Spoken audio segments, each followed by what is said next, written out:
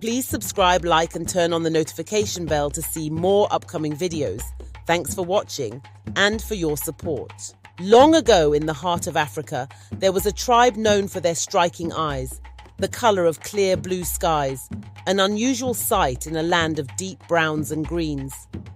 They were the Blue-Eye tribe, protectors of ancient powers and secrets hidden in the forests. But like many great tribes, they fell victim to betrayal and war, and in their final hours, the queen fled, carrying her infant son, hoping he would survive and carry on their legacy.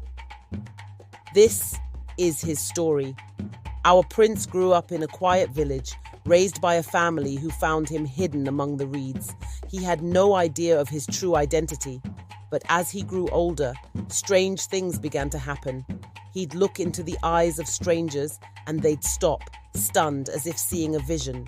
His eyes, striking like his mother's, were different from anyone else's in the village. It was as if those eyes could see beyond, into worlds unseen. One evening, as the sun dipped below the trees, a cloaked stranger arrived in the village. The figure was tall, with eyes just like the prince's, as blue as the morning sky. "Your mother sent me," she said softly.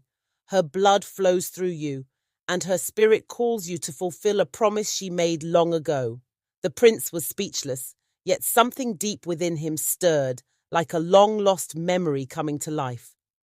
The stranger explained that his mother's tribe had been guardians of an ancient gateway, one that led to a world of mystery and magic, a realm hidden from ordinary eyes. If he wished to understand his heritage, he had to follow her to the land of his ancestors. And so, the prince left the village, crossing rivers, climbing mountains, moving closer to the lands of the Blue-Eye tribe that had been lost to legend. After days of travel, they arrived at an ancient stone gateway hidden within the dense forest. It was a sight that took his breath away, massive stone pillars wrapped in glowing blue vines, humming with an energy he could feel in his very bones. The stranger placed a hand on his shoulder, guiding him through the gate. As they stepped in, the world shimmered and the air crackled with magic. This was the land of his ancestors. In the heart of this ancient land, the prince felt his mother's presence. Her voice echoed through the trees, her spirit woven into every leaf and stone. "You've come home, my son," her voice whispered, filling him with a warmth he'd never known. Then her image appeared before him, ethereal and graceful, her blue eyes filled with both sorrow and pride. "But I can't stay. I am bound to this land, just as you are bound to live beyond it." At that moment, a woman appeared beside his mother. Her presence was striking, almost otherworldly, her eyes just as blue, with a gentle, mysterious smile. She introduced herself as Nia, a warrior and guardian of his mother's realm. She and the prince's mother had made a pact that she would guide the prince, protect him, and, if fate allowed, perhaps be more. The prince was drawn to her, sensing an unexplainable connection that seemed to cross lifetimes.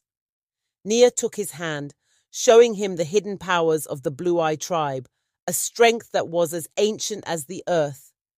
She taught him to see through the veil, to sense life beyond the material world, to call upon the elements. The prince grew, not just in knowledge but in spirit, and as he learned, his heart grew closer to Nia, their bond woven into the very fabric of the realm. But as all things do, their time together was drawing to an end. Nia explained that he was destined to be a protector in the world beyond, to continue his mother's legacy. "We belong to different worlds," she whispered, her voice heavy with sadness. "But know that no matter where you go, my heart goes with you." She gave him a small amulet, a piece of the Blue-Eye tribe's ancient stone, so he would always carry their legacy. With a heavy heart, the prince returned to the gateway, Nia's amulet clutched in his hand, and stepped through to his world. As he crossed, he felt the weight of his ancestors and the strength of their magic now coursing through him. Though he was back in the village, he was no longer the same. He had become a protector, a guardian, and his mother's promise now rested on his shoulders. Now, even today, the people speak of him, the prince with eyes like the bluest sky, a protector who walks the land, carrying the power of his mother's tribe. They say that if you look closely, you can see him at dawn, standing by the ancient river, speaking softly into the morning breeze. And though his heart remains in this world, his soul is bound to Nia, waiting for the day their paths cross once again beyond the stars. A love bound by destiny and transcends time, distance. So, if you ever find yourself feeling a pull or a sense of connection to something beyond this life, maybe it's because you're a part of something much greater. One day, you'll find your way back to the ones you're destined to love.